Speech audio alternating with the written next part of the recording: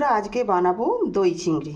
আমি 4টে মাছের দই চিংড়ি বানাচ্ছি। কিভাবে বানাচ্ছি দেখো। এখানে কিন্তু একটা পেঁয়াজ নিয়েছি, এই যে হাফ ইঞ্চি আদা, আর কাঁচা লঙ্কা 5টা, আর রসুন এই কটা আমি এখন পেস্ট করে নেব। প্রথমে কিন্তু সর্ষের তেলে করছি, কড়াতে সর্ষের তেল দিয়ে দিয়েছি। প্রথমে তুলে দেবো।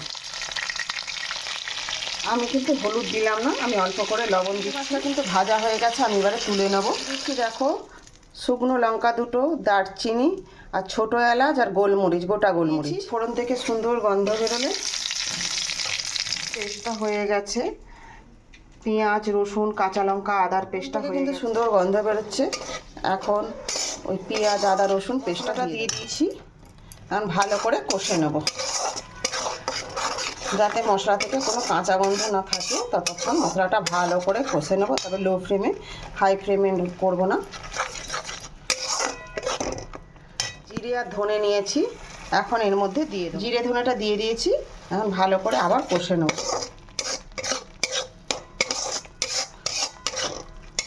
লঙ্কা গুঁড়ো আর এই যে দেখছো সামান্য হলুদ গুঁড়ো দিচ্ছি। তোমরা কেউ না চাইলে হলুদ গুঁড়োটা নাও দিতে পারো, স্কিপ করে যেতে পারো। আমি একটু পোস্ত বাটা দেবো, দিয়ে আবার ভালো করে কষে নিচ্ছি। টক দইটা ফেটিয়ে রেখেছি, আমি টক দইটা দিয়ে দেবো। টক দইটা দিয়ে দিয়েছি। টক দইটা দিয়ে কিন্তু গ্যাসটা লো ফ্লেমে রাখবে, নাহলে টক দইটা কেটে যাওয়ার সম্ভাবনা থাকে। আমি কিন্তু এখানে লবণটা দিয়ে দেবো। নুনটা যে যার পরিমাণ মতো দেবে। এখানে একটু অল্প চিনি দিয়ে দিচ্ছি। যারা চিনি, টক দইটা দিয়েছি বলে আমি চিনিটা ব্যবহার করছি। যারা পছন্দ করো না চিনি তরকারিতে, তারা দেবে না। তেল ছেড়ে দিয়েছে। আমি কিন্তু এখন অল্প করে জল দিয়ে দেবো, তবে এতে বেশি জল দেওয়া যাবে না, অল্প করে জল দিয়ে দিচ্ছি।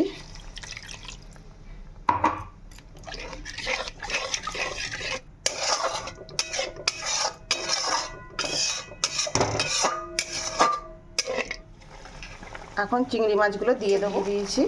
এখন একটু ফুটুক। দই চিংড়িটা একদম হয়ে এসেছে, এখন আমি একটু ঘি দিয়ে দেবো। এবারে ঢেলে নেব।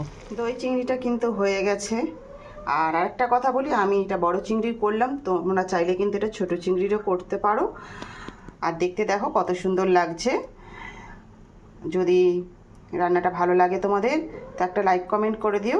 তার আগে তোমরা একবার বাড়িতে করে দেখো, যারা এখনও এইভাবে করে খাওনি। ভালো লাগবে খেতে। যদি ভিডিওটা ভালো লাগে তো লাইক কমেন্ট করে দিও।